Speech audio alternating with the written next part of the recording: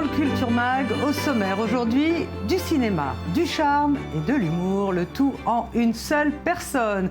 Nous recevons l'acteur Lior Ashkenazi, The Bubble, Mariage tardif, Tu marcheras sur l'eau. Vous l'avez vu dans ses films au succès international, mais Lior Ashkenazi est également un acteur de théâtre. Il joue alternativement 2 pièces de théâtre françaises à Tel Aviv, Le Prénom et La Vérité, est un livre tiré du livre de l'écrivain Florian Zeller.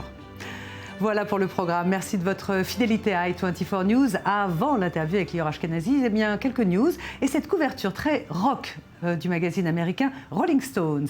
L'édition de février bouscule les codes, twiste les genres. La nouvelle star, eh bien, c'est le pape François. Le titre de l'article qui lui est consacré est tiré d'une chanson de Bob Dylan, The Times They Are A-Changing.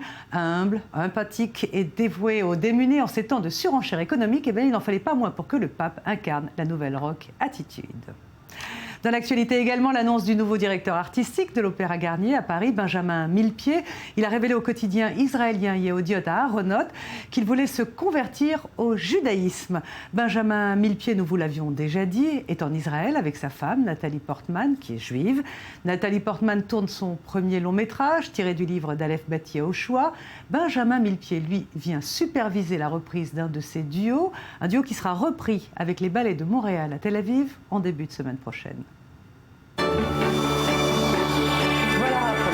Alors nous retrouvons maintenant notre invité, Lior Ashkenazi. C'est l'une des figures fortes du cinéma israélien. Vous avez vu ses yeux bleus, ardents, dans de nombreux succès, Mariage tardif, Tu marcheras sur l'eau, Footnote. Récemment, Lior Ashkenazi a joué dans Big Bad Wolf, comique, tragique. Il est également et surtout un acteur de théâtre et il porte en ce moment très haut sur des scènes de Tel Aviv 2 grandes pièces françaises, Le Prénom d'Alexandre de la Patelière et Mathieu Delaporte, et puis La Vérité tirée du best-seller de Florian Zeller. Lior Ashkenazi, bonjour. Merci d'être avec nous sur le plateau de i24 News. Alors, je lisais dans votre biographie que vous êtes avant tout un acteur de théâtre. Oui, avant tout un acteur de théâtre. Je viens du théâtre, c'est mon hobby. J'ai appris le théâtre, c'est ce que j'aime faire, en principe, c'est ce que je préfère. Et comment le cinéma est-il venu vous chercher ? Et la vérité, c'est que j'ai toujours voulu jouer au cinéma, mais je n'ai jamais réussi à passer des auditions. Non, on ne m'a pas admis, je n'étais pas... Et il y a un peu plus de 10 ans, Dover Kotoshvili, qui a fait le film Mariage tardif, a vu un film d'étudiants dans lequel je participais. Il a aimé, il m'a appelé. Nous avons commencé à travailler ensemble et depuis je fais du cinéma. Et j'aime beaucoup ça, j'apprécie beaucoup. C'est ce qui explique votre fidélité à Dover Kotoshvili. Il vous a donc mis en lumière, comme vous venez de l'expliquer, dans Mariage tardif. Et puis ensuite, dans Cadeau du ciel, vous entretenez souvent des relations particulières avec les réalisateurs avec lesquels vous avez tourné. Et en principe, oui. Avec Dover, j'ai fait 2 films. Avec Ethan Fox, en fait, dans tous les films qu'il fait, j'ai participé. Et même si c'est juste passer dans la prise de vue, mais avec Yosef Sider, nous travaillons sur le prochain film. Et oui, il s'est créé une sorte d'amitié, pas avec tous les metteurs en scène, mais avec la plupart d'entre eux. Une sorte d'amitié. Apparemment, à travers le travail, il y a des gens qui se lient d'amitié. Elle affiche quand même des très grands films qui ont eu beaucoup de succès à l'étranger. Comment expliquez-vous le succès du cinéma israélien à l'étranger? C'est une question intéressante parce que je pense que la réussite, c'est une question de mode. Et alors, maintenant, c'est la mode de dire que le cinéma israélien réussit beaucoup à l'étranger, et bientôt ce sera le cinéma iranien, ensuite le cinéma suédois. Ce sont des modes, ce sont des processus. Le cinéma israélien, il y a eu vraiment de très bons films, quelques très bons films, une nouvelle génération de cinéastes, une génération plus jeune, et qui a fait des films, on va les appeler des news movies, pas vraiment des films sur le conflit israélo-palestinien, mais le public n'a plus la force pour ça. Hein. Les informations, on les voit à la maison. Au cinéma, il veut quelque chose d'autre. Il veut s'évader. Il y a eu une nouvelle génération et cette tendance-là a été identifiée dans le monde et appréciée dans le monde et ça a réussi. À quel point ça a réussi, je ne sais pas, mais il y a des modes. Hein. C'est la mode seulement, c'est une mode. Vous pensez donc que le cinéma peut faire un peu mieux que la politique. Comment vous vous situez, vous, par exemple, par rapport à ces campagnes de boycott vis-à-vis des produits culturels israéliens ? Je n'aime pas les boycotts, de manière générale. Je n'aime pas boycotter. Et à plus forte raison, lorsque ça vient dans le domaine de la culture, justement la culture, l'art, peuvent, oui, créer un dialogue. J'étais dans beaucoup d'endroits à travers le monde, avec des films, et nous, on ne nous a pas vraiment accueillis d'une belle manière, que ce soit en Belgique ou dans d'autres endroits, dans certaines villes en France, où j'ai été, à San Francisco, aux États-Unis, il y a quelques années. Et je suis venu pour parler de cinéma et soudainement je vois des manifestations anti-israéliennes et je pense qu'au contraire il y a quelque chose lorsqu'on boycotte alors on arrête d'écouter et il faut créer une certaine forme de dialogue à travers l'art, à travers le film. On peut parler à travers une troisième part qui est l'art, le cinéma ou le théâtre.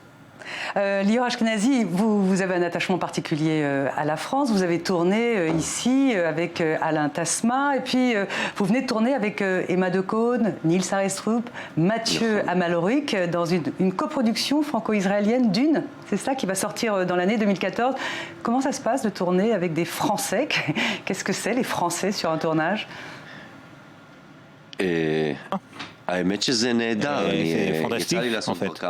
J'ai déjà fait plusieurs films en France. C'est pas mal, j'ai beaucoup apprécié. Chez nous, dans l'industrie du cinéma qui est très pauvre, il n'y a pas beaucoup de moyens. Et tous les films que l'on fait ici, même les grands films, ils n'ont pas beaucoup de budget. Et c'est très difficile de faire un film. Lorsque l'on fait un film, on le réduit le plus possible du point de vue budgétaire.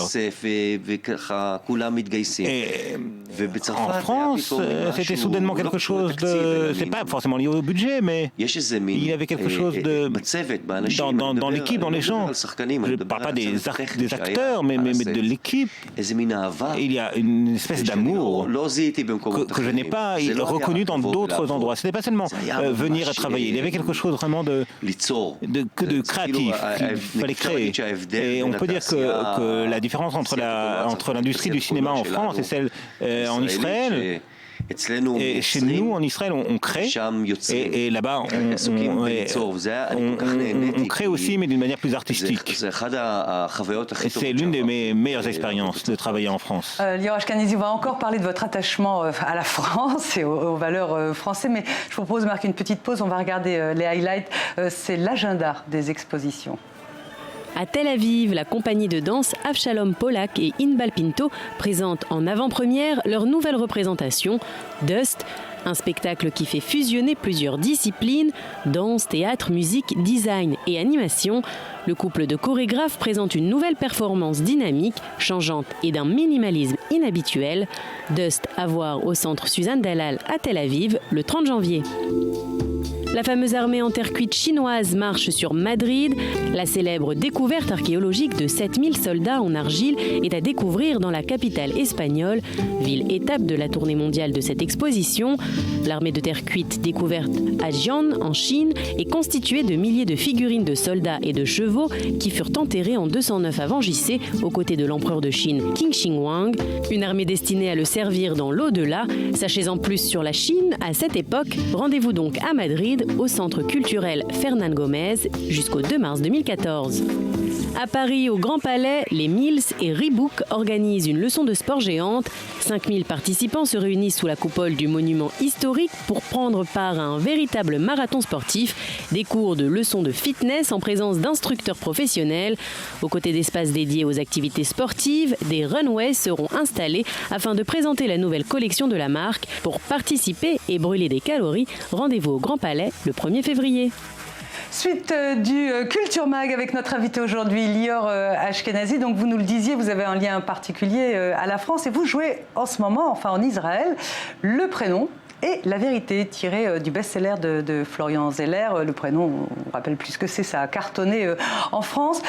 Vous les avez rencontrés, vous avez une relation particulière avec Florian Zeller ? Non, mais on aurait été très heureux de le rencontrer.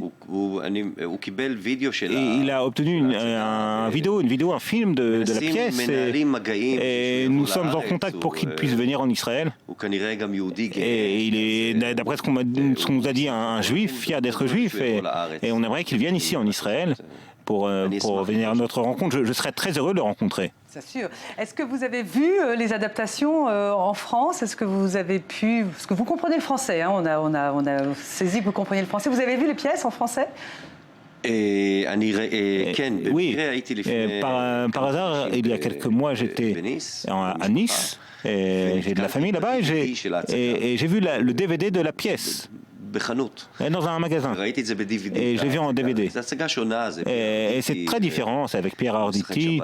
Et le rôle que moi-même je remplis, c'est assez différent de notre version. C'est autre chose. Et chez nous, c'est un peu plus sauvage peut-être, un peu plus déluré. Lior Ashkenazi, je propose qu'on vous regarde dans Le Prénom. C'est un tout petit extrait qu'on va regarder ensemble. C'est en hébreu, mais enfin bon, on va comprendre la scène. C'est la fameuse scène du prénom Adolphe. הוא הולך לקרוא לבן שלו אדולף, שמיים! סליחה, אבל אדולף היה אדולף לפני אדולף. כן, אבל אדולף שלך בא לעולם אחרי אדולף. Comment le public israélien réagit à ces pièces françaises? Est-ce que vous sentez quelque chose sur scène? La vérité, c'est qu'il y a un lien très intéressant. Le public israélien aime beaucoup ces pièces parce qu'il y a quelque chose de... Ce sont des comédies intelligentes, peut-être plus intelligentes. Et le public israélien est habitué à des comédies un peu plus... je vais dire ça... un peu plus vulgaires, des comédies un peu plus vulgaires. Et il est habitué à des farces. Et soudain... Ce n'est pas votre pays. Non, c'est quelque chose qui est lié à l'écriture. Et il y a quelque chose dans les pièces françaises qui travaille plus sur le mot, sur la force du mot. Et ce qui est drôle dans ces pièces, ce n'est pas des situations, mais ce que je dis. Et c'est très différent. Et le public a le sentiment qu'il voit quelque chose qui a de la valeur. Et dans la pièce Le Prénom, et ça a encore mieux marché qu'en français, parce qu'en français, Adolphe et Adolphe, c'est la même chose. Et à part la prononciation du E à la fin. En hébreu, nous prononçons Adolphe et Adolphe. Et donc, pour le public israélien, rire différent, parce que le poids, l'équilibre est différent. Et ça marche, ça fonctionne encore mieux en hébreu, en fait. Vous avez envie, d'après ce que vous nous avez dit, d'adapter une prochaine pièce de Florian Zeller. Et vous avez également travaillé, vous parlez de musicalité de texte, sur Yasmina Reza, Les Dieux du Carnage. Vous l'avez rencontrée, elle est venue en Israël. Est-ce que vous avez eu l'occasion de la rencontrer? Non, nous ne sommes pas rencontrés en Israël, mais à mon grand regret, j'avais des pièces à présenter lorsqu'elle était en Israël. Nous n'avons pas pu nous rencontrer, malheureusement. Et c'était la pièce Carnage. Et nous n'avons pas eu l'occasion de nous rencontrer, mais j'aurais beaucoup voulu. Et ça n'a pas pu se faire, malheureusement. Ma dernière question, très très courte, Lior Ashkenazi. Alors, vous avez un attachement à la France. Votre film est également projeté. Votre dernier film, Dear God, est projeté à Sundance aux États-Unis. L'Amérique, les États-Unis, votre cœur balance. Vous avez envie de faire votre trou où? Allez, un choix. J'ai eu beaucoup de propositions des États-Unis. Je ne les ai pas acceptées toutes. Je préfère les propositions qui m'ont été faites de France. Je préfère l'industrie cinématographique en France. Je suis plus lié à la culture française. Pourquoi? Je n'en sais rien, mais ça vient de la maison apparemment, mais je suis lié à la culture française et je reçois des propositions qui viennent de France. Et lorsque une proposition vient de France, j'y pense beaucoup plus sérieusement que lorsque je reçois des propositions des États-Unis. Il n'y a pas de discussion même, il n'y a pas photo, je préfère la culture française. Alors merci beaucoup et la France a bien raison. Merci Lior Ashkenazi d'être venu sur le plateau de i24 News. On termine ce Culture Mag qui vous était consacré avec vous. Tout de suite l'info continue. Merci de votre fidélité, à demain, même heure.